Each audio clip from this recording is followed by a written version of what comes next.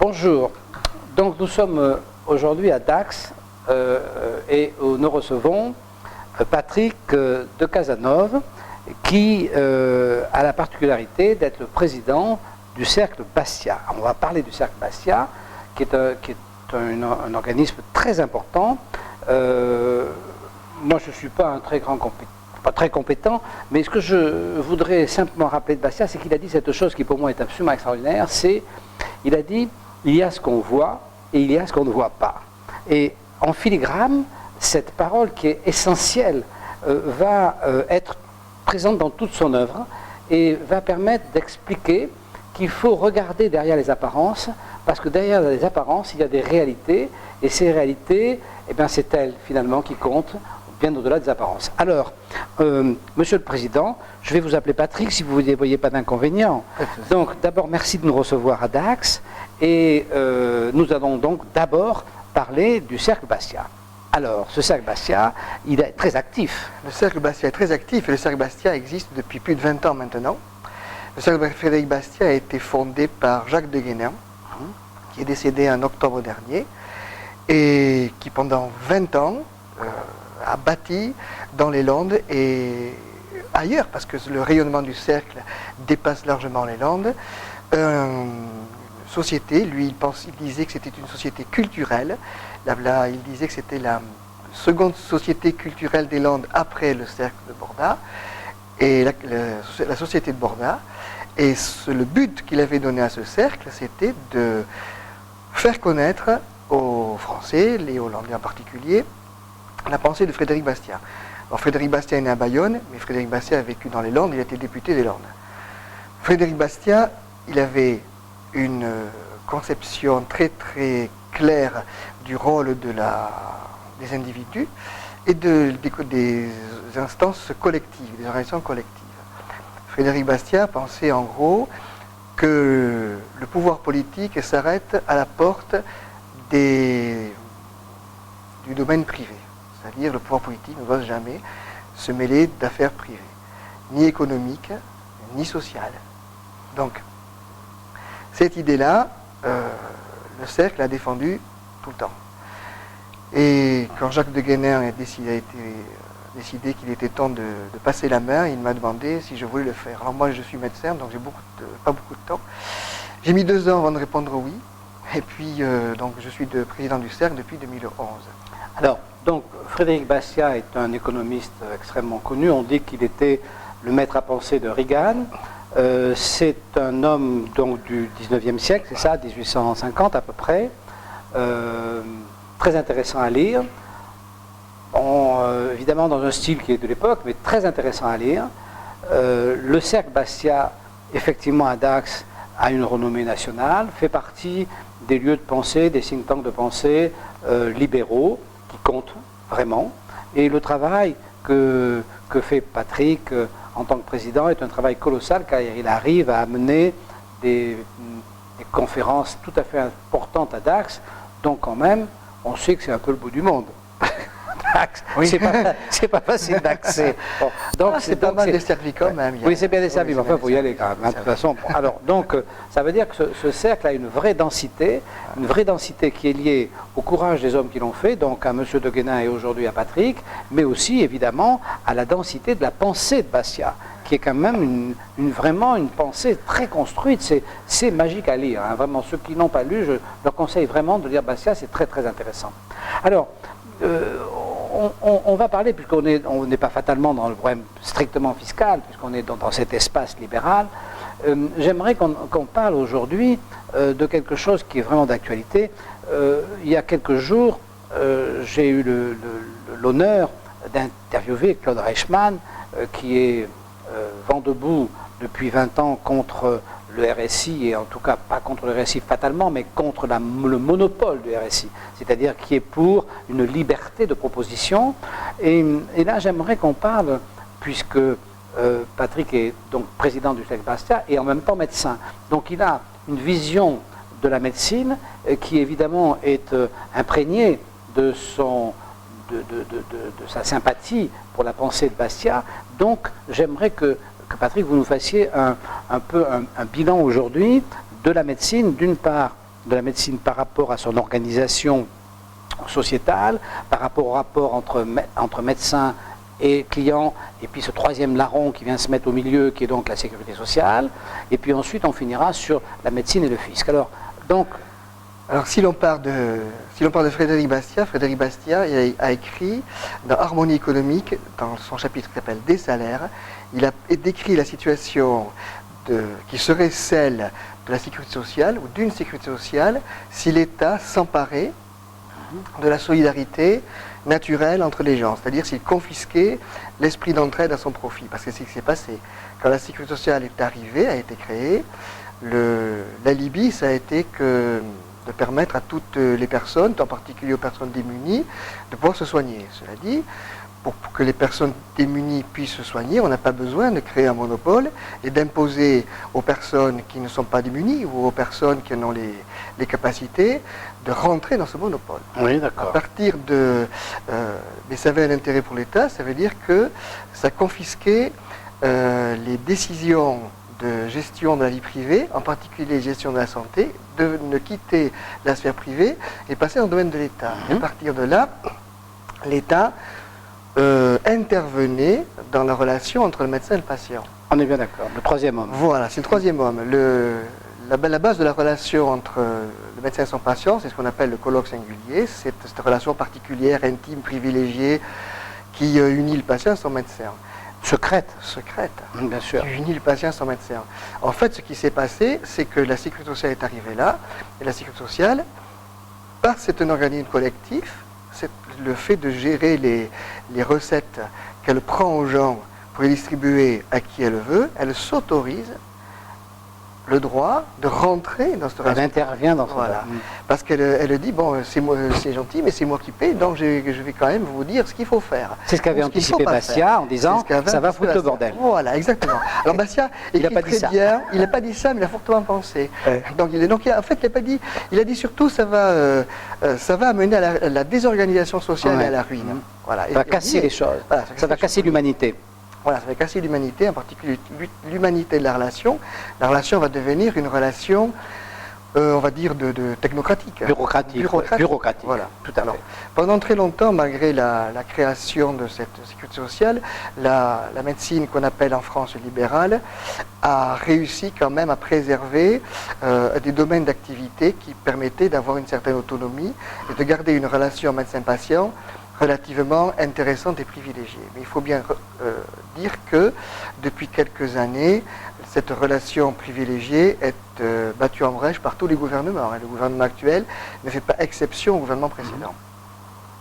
Donc, cette relation privilégiée disparaît, et plus cette relation disparaît, plus la part que prend l'État, la sécurité sociale, dans la gestion personnelle de la relation médecin-patient est importante. Frédéric Bastiat disait que ça allait amener à la ruine parce que les gens ne seraient plus responsables de leurs actes. On dit tout à l'heure, il y a ce qu'on voit et ce qu'on ne voit pas, c'est absolument vrai. C'est une grande partie de l'œuvre de Bastiat. Et Bastiat dit aussi que toutes les relations libres entre les hommes sont harmoniques entre elles, à condition que chacun respecte les droits naturels de l'autre. Si je comprends bien, Patrick, la déresponsabilisation, alors ça c'est vraiment très intéressant, la déresponsabilisation a deux conséquences. La première, c'est qu'elle déresponsabilise économiquement le client, le patient, mais la deuxième, c'est que finalement, elle déresponsabilise professionnellement le médecin, c'est-à-dire que finalement, le système devenant impersonnel, le médecin perd sa responsabilité morale et humaine par rapport à son client, et donc on a une espèce de médecine elle-même.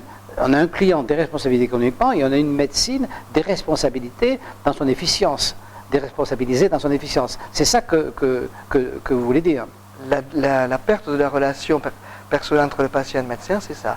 Il y a une perte de responsabilité. C'est-à-dire que quand quelqu'un est responsable de sa vie, il peut choisir de consacrer une certaine somme à sa retraite, de consacrer une certaine somme à son assurance santé, de consacrer une certaine somme à ses loisirs, etc.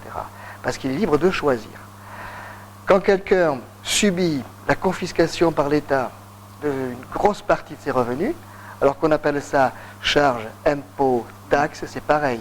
L'État prend de l'argent aux gens et le dépense à leur place, en disant, vous inquiétez pas, je vais faire mieux. Et avec ça, vous n'aurez pas besoin ni de vous assurer, ni de vous protéger, ni d'être prévoyant pour votre santé, ni d'être prévoyant pour votre retraite. Parce que moi, l'État, je suis là. Le résultat est que, il y a deux résultats, c'est-à-dire que les gens, quand ils consultent le médecin ou quand ils vont devant, quand ils recourent au système de soins, ils ne savent pas vraiment ce que ça coûte. Puisque les charges sont prélevées largement en amont, ils ne savent pas vraiment ce que ça coûte. Et comme ils ne savent pas ce que ça coûte, et en plus, comme ils ont déjà payé par avance, ça incite à rentrer dans les frais. Et oui, et on a, oui, bien sûr. Donc, et on a aussi cette chose, effectivement, moi je n'avais pas pensé, mais sur lequel vous soulevez le voile, c'est-à-dire que ce fameux, avant, on avait un médecin de famille. Ouais. Maintenant, on a un médecin référent. Ça n'a rien à voir. Parce que le médecin de famille, c'est un médecin qu'on a choisi. Le médecin référent, il en faut un, on peut prendre n'importe lequel. Et une fois qu'on est avec ce médecin référent qu'on n'a pas choisi, le médecin, un client qui n'a pas choisi, enfin, on arrive à un moment où personne ne s'est choisi et où personne ne va se faire de cadeaux, en quelque sorte. Tandis que quand on a... quand moi j'étais...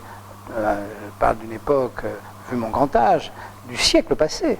Hein, le médecin de famille, c'était quelqu'un qui était essentiel dans les deux sens. Lui, le médecin avait les familles avec qui il travaillait et les familles avaient le médecin en qui elles avaient l'entière confiance. Et donc ça, évidemment, ça va disparaître, ça disparaît. Alors ça disparaît petit à petit, mais actuellement, il faut quand même reconnaître que les patients ont encore le choix de leur médecin.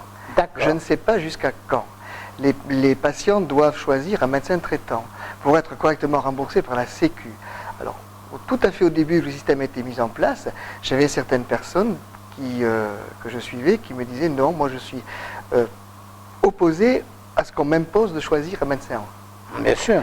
Malheureusement, au bout d'un certain temps, ils ont mieux dû choisir puisqu'ils étaient mal remboursés. Parce que le simple fait de ne pas déclarer le médecin traitant, on est mal remboursé. Mais on peut imaginer qu'il y aura, comme il y a la carte scolaire qui fait qu'on est obligé d'aller prendre l'école qui est près de chez soi, on peut très bien imaginer une carte médicale qui baisserait les frais d'ambulance, etc. C'est-à-dire qu'effectivement, si on est obligé de prendre le médecin qui est dans la rue d'à côté, ça peut limiter, effectivement, oui, ça peut obliger, il peut y avoir un maillage, on peut rentrer, on peut aller jusque-là, ça va y aller. Quoi, oui, c'est un des problèmes qui sont soulevés, parce que comme le système de santé français, qu'on le veuille, qu'on ne le veuille pas, est un système socialiste, c'est-à-dire qu'à partir...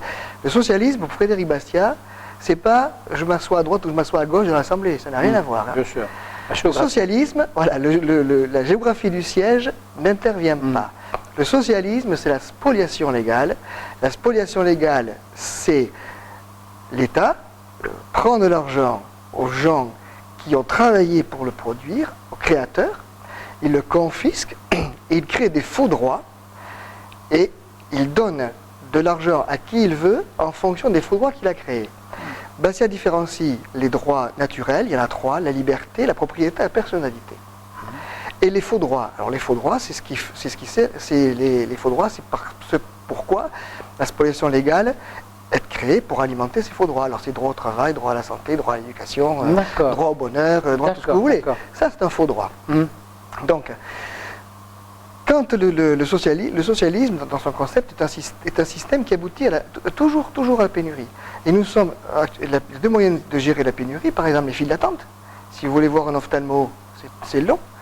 Si même un médecin généraliste, je connais des confrères médecins généralistes qui ne prennent plus de nouveaux patients, et on commence, nous à avoir pas des files d'attente, mais il y a des patients qu'on ne peut pas prendre le jour même, qu'on prend à 2 jours, 3 jours, 4 jours, parce que les rendez-vous sont pleins. Donc, il y a une certaine pénurie. Alors, la pénurie la plus flagrante, ce sont les déserts médicaux. Et l'État, dans son obsession dirigiste, et malheureusement, il y a beaucoup de sociétés ou d'organismes qui le emboîtent le pas, il dit, pour résoudre le problème des déserts médicaux, il n'y a qu'à prendre des médecins là où il y en a pour les mettre là où il n'y en a pas. Ah oui, mais ça, j'ai eu l'occasion de parler de ça avec des avocats. J'ai rencontré dernièrement un avocat qui me disait qu'il manquait à la France un homme fort. Et je lui disais, mais si cet homme fort qui arrive se met dans l'idée que le monde agricole a besoin de bras et qu'il faudrait envoyer travailler au champ les avocats, qu'est-ce que vous allez en penser, cher ami? Alors là, il n'envisageait pas la question. Mais c'est ça le problème entre la liberté et l'État. Parce que l'État, il n'est pas fatalement socialiste, il peut aussi être de droite ou d'extrême droite. L'État, qu'on soit bien d'accord, c'est quand même quand l'intervention de l'outil étatique dépasse les problèmes régaliens et commence à se mêler de la vie des individus. C'est ce que Bastia a dénoncé. Appelle la spoliation légale. Et donc, pour lui, il est plus sévère que vous, puisqu'il dit la spoliation légale, c'est le socialisme. Soit vous spoliez légalement les gens, vous êtes socialiste, soit vous les laissez agir librement, échanger, faire passer des contrats entre eux. Ils sont libres, il n'y a pas de contrainte étatique. Mais Bastia n'avait pas connu le national-socialisme qui est réputé étant de droite, mais enfin qui est donc une extrême droite qui est socialiste de droite. C'est-à-dire que c'est donc c'est Hitler, c'est Franco, c'est Mussolini, donc c'est la même chose. C'est-à-dire c'est un État, c'est Mussolini, c'est tout pour l'État, rien que pour l'État. Donc c'est un État omniprésent qui détruit l'individu. Alors, donc vous voyez, c'est quand même, ce cercle Bastia, c'est vraiment très intéressant. Je rappelle aussi que Patrick écrit sur notre blog régulièrement, c'est un auteur, on la remercie. Et alors maintenant, je voudrais qu'on en arrive à ce qui est l'objet du blog. Donc fiscalement, quand même, le corps médical paie cher, parce que le corps médical est vraiment mis en coupe réglée. Alors, bon, on dit les médecins gagnent quand même leur vie, ils gagnent beaucoup d'argent, enfin bon, on raconte plein de choses, mais il n'empêche qu'aujourd'hui, la pression fiscale sur le monde médical est devenue telle que finalement le médecin ne gagne pas beaucoup plus que l'ouvrier spécialisé. C'est un problème quand même. Il a fait 15 ans d'études. Hein. Et alors, il y a un moment aussi où la pression fiscale est importante, moi je l'ai vu avec mes enfants, c'est au moment où le médecin est en formation, parce qu'on nous rabâche les oreilles en disant « Oui, mais le médecin, l'État lui a payé ses diplômes, donc du fait que l'État lui a payé ses diplômes, il faut qu'il rende à la société une partie de ce qu'il gagne. » Alors moi je voudrais mettre tout de suite à l'aise les gens qui nous regardent, c'est que ce n'est pas l'État qui paye les études du médecin, c'est le médecin qui paye à l'État pendant ses études. Parce qu'il faut savoir qu'à partir du moment où il est externe, le médecin devient un employé serviable et à merci, corvéable à merci, qui travaille jour et nuit pour des clopinettes, pendant quand même, en gros, 8 ans. Hein. Donc quand on a donné 8 ans dans ses études, où il est finalement apprenti, c'est un petit peu comme à l'époque, d'ailleurs ça a été supprimé les apprentis, mais il n'y a plus que les médecins qui sont apprentis, mais à l'époque, quand un apprenti était apprenti en coiffure, en plomberie, etc., il était exploité pendant 10 ans par son patron. Donc ça n'existe plus chez les apprentis, bon, d'ailleurs il n'y a plus d'ouvriers, mais ça existe toujours des médecins, et il y a des médecins, parce que c'est la seule solution pour apprendre, mais qui sont donc exploités pendant leur jeunesse, et donc qui ne doivent rien à l'État. Ceci dit, maintenant, alors qu'en est-il au niveau fiscal pour les médecins ? En fait, la fiscalité, dans les médecins ont trois soucis en fait. Hein.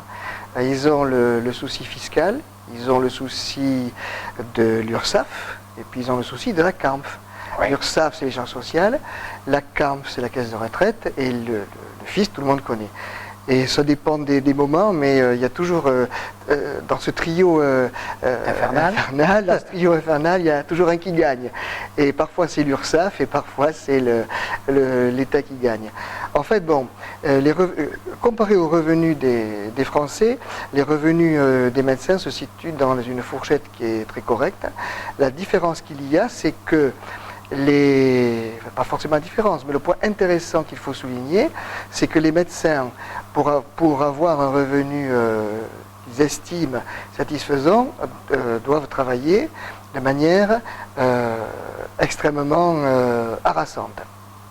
Ce qui a des conséquences, puisque le burn-out, l'épuisement professionnel fait partie, il y a des cellules qui ont été créées pour soutenir les médecins qui ont un épuisement professionnel. Le médecin travaille 10 heures par jour en moyenne. Non, c'est un mi-temps ça. Non, j'exagère un peu. Non, j'exagère un peu. Non, le médecin, il travaille 50... Je crois que la moyenne officielle, c'est 56 heures par semaine. Ah, voilà. C'est un généraliste. Je crois que c'est ça. Et oui, non, 56 heures, ça fait 11 heures par jour. 56 heures de présence devant le patient. Parce qu'après, il faut compter le reste. C'est-à-dire qu'il faut compter la comptabilité. Et oui, bien sûr. Le back-office, le background pour parler français, disons la logistique du cabinet médical, le suivi des patients, etc. Donc ça compte aussi. Cela dit, ce qui compte quand on lit les auteurs libéraux, Bastia et d'autres, ce qui compte, c'est ce qui reste. Donc, quand les médecins font le compte de tout ce qu'ils ont travaillé, de la peine qu'ils ont passée, et il faut quand même reconnaître que les médecins gardent quand même, ma génération surtout, mais les internes que j'ai dans mon cabinet aussi, ils gardent quand même un sens de la médecine avec un sens de sacrifice. Mais il y a quand même un sens qui s'érode. Alors, ça s'érode un peu puisque et c'est normal. Maintenant, les nouveaux médecins veulent avoir une certaine qualité de vie. À mon avis, ils ont absolument raison.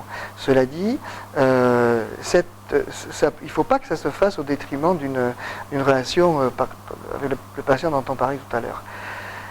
Le problème que l'on a, c'est que quand le médecin regarde ce qui lui reste une fois qu'il a fait sa journée ou son mois ou son année de travail, les peines qu'il a eues et ce qu'il en retire, il se dit qu'il pourrait travailler moins pour une qualité de vie nettement supérieure et sans aucun des embêtements que lui procure le fisc, la sécu ou la... Oui.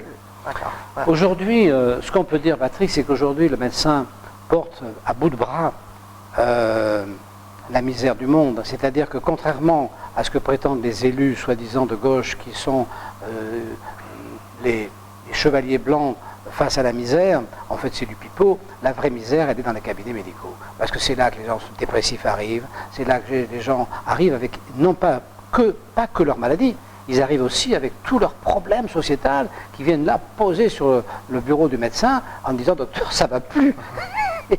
C'est quand même vachement important. Alors, si tout d'un coup, le médecin lui-même commence à se dire moi je veux être tranquille, ça veut dire où les gens vont aller mettre leur misère, ils n'ont plus d'endroit. Donc c'est quand même un vrai problème. Le médecin commence à se dire j'aimerais bien être un petit peu tranquille, j'aimerais être considéré, parce qu'actuellement le médecin est un petit peu une grosse déconsidération, puisqu'on lui dit fais ci, fais ça, prescris ci, prescris ça, ne fais pas ci, ne fais pas ça.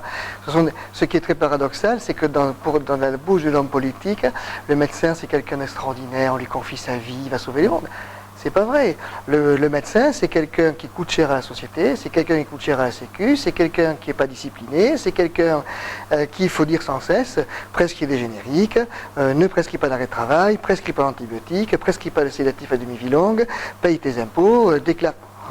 Alors, mais on est arrivé au comble, c'est-à-dire on est arrivé au comble où c'est le médecin qui fait le travail de miséricorde, qui fait le travail de compassion, c'est le médecin qui fait le travail de compassion, le politique ne le fait plus, il a une rente de situation exorbitante, et en plus le politique qui ne fait pas son boulot va tout d'un coup agresser le médecin qui fait le boulot à sa place, et c'est quand même quelque chose d'invraisemblable. Et ça nuit considérablement à la relation avec le patient, parce que théoriquement le médecin, il doit avoir dans son esprit que le patient. Bien sûr.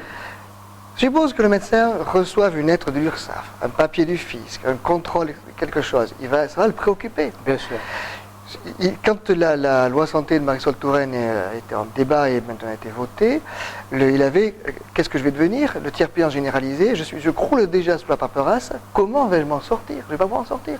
Alors imaginez quelqu'un qui arrive dans son cabinet avec ses soucis, quel qu'il soit, physique, organique, psychologique. Bien sûr. Et le médecin, qui est dans son cabinet essaie de se concentrer sur son patient, alors qu'il vient d'avoir des nouvelles qui ne sont pas bonnes. Il a le contrôle URSSAF, il a ses impôts, il a oublié de mettre une virgule quelque part, et Marisol Touraine ne veut plus qu'ils soient payés. Ah bon, alors qu'est-ce qu'on fait? Bien sûr. Il faut quand même que ça perturbe beaucoup, à mon avis, ça perturbe beaucoup la qualité de patient. Cela dit, on reste quand même concentré sur le boulot. Patrick, donc, les médecins ne sont pas encore, ou du moins pas tous, dans la situation où sont les entrepreneurs, c'est-à-dire ils ne sont pas encore lorgnés par le fisc pour être pillés. Ce n'est pas le cas pour l'instant. Pour l'instant, vous n'êtes attaqué que dans votre espace professionnel, dans votre espace de rapport au client, par un environnement qui devient de plus en plus oppressif.